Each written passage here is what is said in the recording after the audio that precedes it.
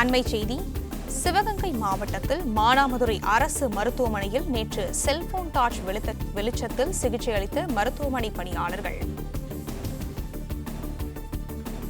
இதை பற்றின மேலும் விவரங்களை எமது செய்தியாளர் சுரேஷ் கண்ணன் வழங்க கேட்கலாம். சுரேஷ் கண்ணன், வணக்கம். விவரங்கள் என்ன பகிரலாம்? வணக்கம். சிவகங்கை மாவட்டம் மானாமதுரை பகுதியில் அடிக்கடி மின்சாரம் விநியோகம் தடைபடும் நிலையில் அரசு மருத்துவமனையில் டார்ச் லைட் வெளிச்சத்தில் ஊழியர்கள் சிகிச்சை அளித்த சம்பவம் பெரும் பரபரப்பை ஏற்படுத்தியது. அதாவது சிவகங்கை மாவட்டம் மானாமதுரையை சுற்றி சுமார் 400க்கும் மேற்பட்ட கிராமங்கள் உள்ளன. இந்த கிராம மக்கள் மருத்துவத்திற்காக மானாமதுரை அரசு மருத்துவமனையை மட்டுமே நம்பி உள்ளனர்.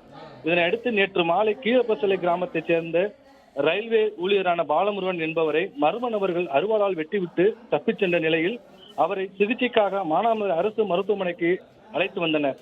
தலையில் பலத்த காயமடைந்த அவருக்கு மருத்துவ ஊழியர்கள் மருத்துவமனையில் சிகிச்சை அளிக்க முற்பட்ட போது மருத்துவமனையில் திடீரென மின்சாரம் தடை ஏற்பட்டது. இதனால் அங்கிருந்த ஊழியர்கள் தங்களது செல்போன் வெளிச்சத்தில் அவருக்கு தலையில் தையல் போட்டு சிகிச்சை அளித்து இப்பகுதியில் அடிக்கடி மின்சாரம் தடை ஏற்படுவதால் இது போன்ற சிரமங்கள் சந்திப்பதாக மருத்துவமனை ஊழியர்கள் வேதனை தெரிவித்தனர்.